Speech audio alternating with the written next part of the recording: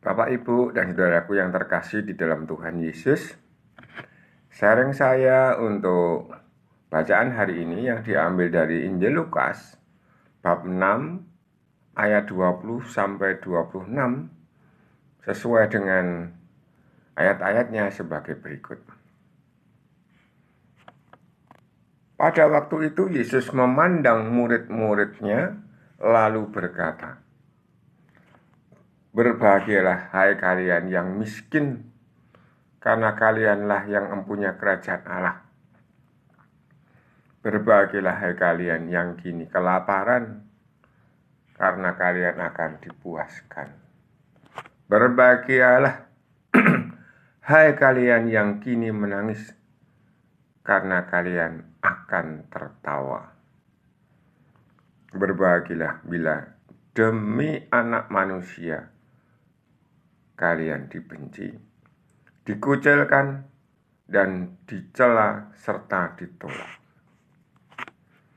Bapak, Ibu, dan saudaraku yang terkasih di dalam Tuhan Yesus, sebelum saya melanjutkan, saya mau mengucapkan terima kasih kepada saudara-saudara atau para katekis yang memberikan jempol, memberikan komen, atau memberikan subscribe kalau mungkin di dalam bagian-bagian yang lain di YouTube.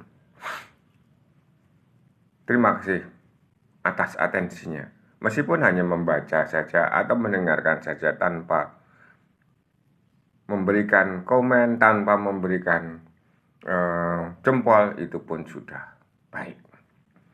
Bapak, Ibu, dan saudaraku yang terkasih di dalam Tuhan Yesus, di awal tadi Tuhan Yesus bukan Tuhan Yesus ya, penulis Injil mengatakan pada waktu itu Yesus memandang murid-muridnya. Jadi dilihat dulu murid-muridnya. Murid-muridnya miskin, ya toh. Murid-muridnya nggak punya kelaparan. Murid-muridnya nangis. Murid-muridnya dikucilkan, dibenci, dicela. Lalu dia memberikan pengharapan dengan mengatakan berbahagialah, berbahagialah, dan berbahagialah.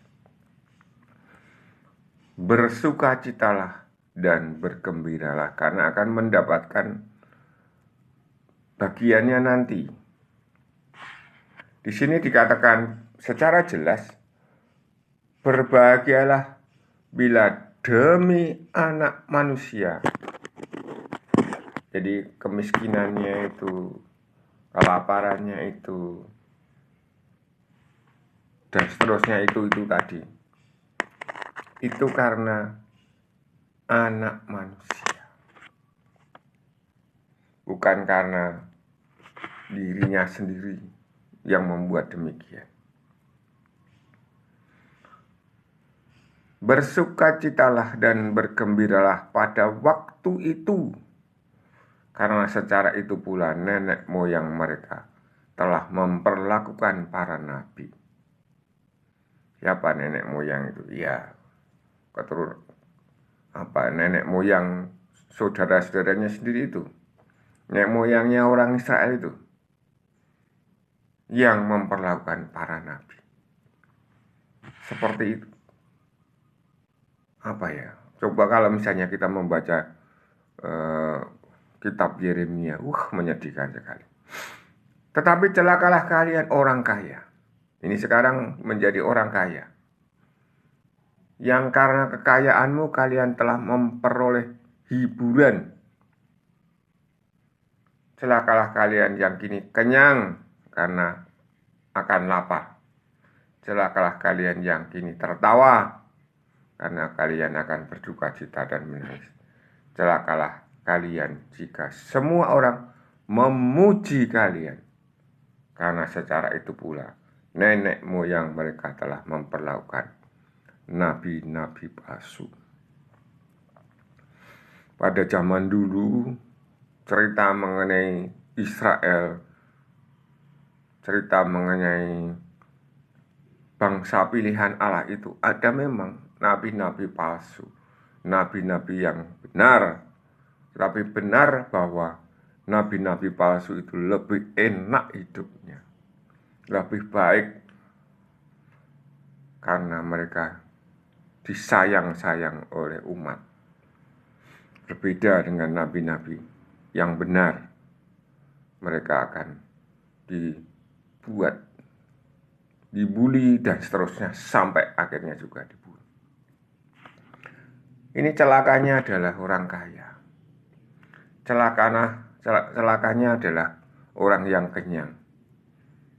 Celakanya adalah mereka yang tertawa.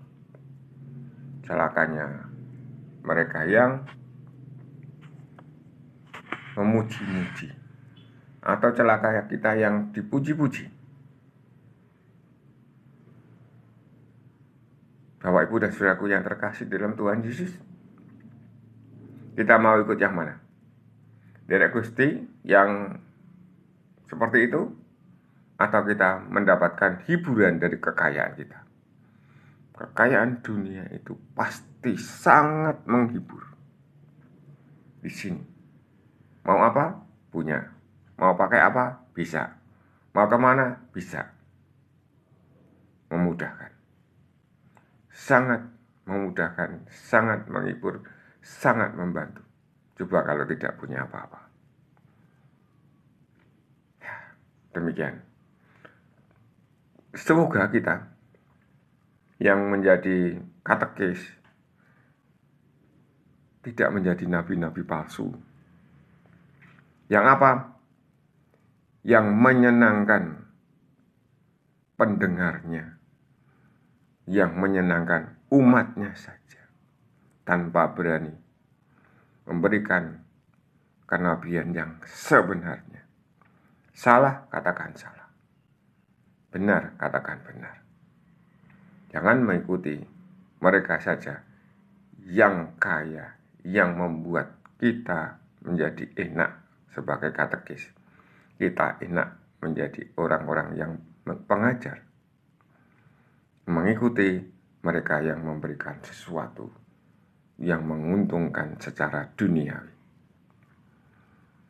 Bapak, Ibu, dan saudaraku yang terkasih, semoga ini menjadi renungan bagi saya, bagi kita semua, baik sebagai katekis maupun sebagai umat beriman. Amin. Berkah dalam.